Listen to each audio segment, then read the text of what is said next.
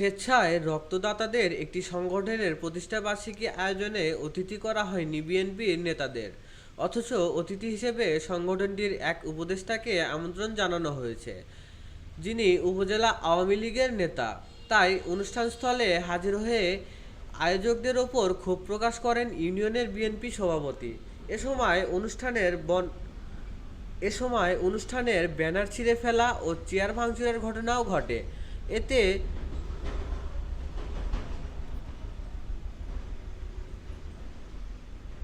এতে এক পর্যায়ে নষ্ট হয়ে যায় অনুষ্ঠানটি। গতকাল রোববার দুপুরে ফেনীর ফুলগাজীতে ঘটেছে এ ঘটনা। উপজেলার আনন্দপুর ইউনিয়নের হাসানপুর স্কুল অ্যান্ড কলেজে আগ্রহী রক্তদাতা স্বেচ্ছাসেবী ফেনী নামের ওই সংগঠনের আনুষ্ঠানিক আয়োজন করা হয়েছিল। প্রত্যক্ষদর্শী ও আয়োজককারী সংগঠন সূত্রে জানা গেছে, সংগঠনের পঞ্চম প্রতিষ্ঠাবার্ষিকী উপলক্ষে অনুষ্ঠানের আয়োজন করা হয়। অনুষ্ঠানস্থলে অতিথিরা আসতে শুরু করেছিলেন।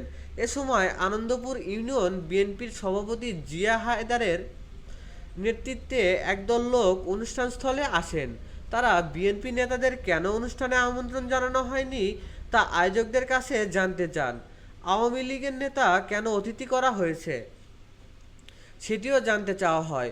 এক পর্যায়ে আয়োজকদের গালমন্দ করে অনুষ্ঠানস্থল থেকে বের করে দেন। এরপর অনুষ্ঠানের ব্যানার ছিঁড়ে ফেলা হয় এবং চেয়ারও ভাঙচুর করা হয়। অনুষ্ঠানে বিশেষ অতিথি হিসেবে আমন্ত্রণ করা হয়নি নাসির উদ্দিন পটোয়ারীকে। তিনি উপজেলা আওয়ামী লীগের বিজ্ঞান ও অনুষ্ঠানে বিশেষ অতিথি হিসেবে আমন্ত্রণ করা হয় নাসির উদ্দিন পটোয়ারীকে। তিনি উপজেলা আওয়ামী লীগের বিজ্ঞান ও প্রযুক্তি বিষয়ক সম্পাদক। জানতে চাইলে তিনি বলেন, সংগঠনটির হয়ে আমি বেশ কয়েকবার রক্ত দিয়েছি। সংগঠনের সদস্যদের জড়োজড়িতে অনুষ্ঠানে গিয়েছিলাম। তবে আমি সেখানে যাওয়া মাত্রই কয়েকজন যুবক আওয়ামী ফ্যাসিস্টদের পুনর্বাসন বলে হই হুল্লোড় শুরু করেন। তাই আমি চলে আসি। পরে শুনি সেখানে ভাঙচুরও হয়েছে।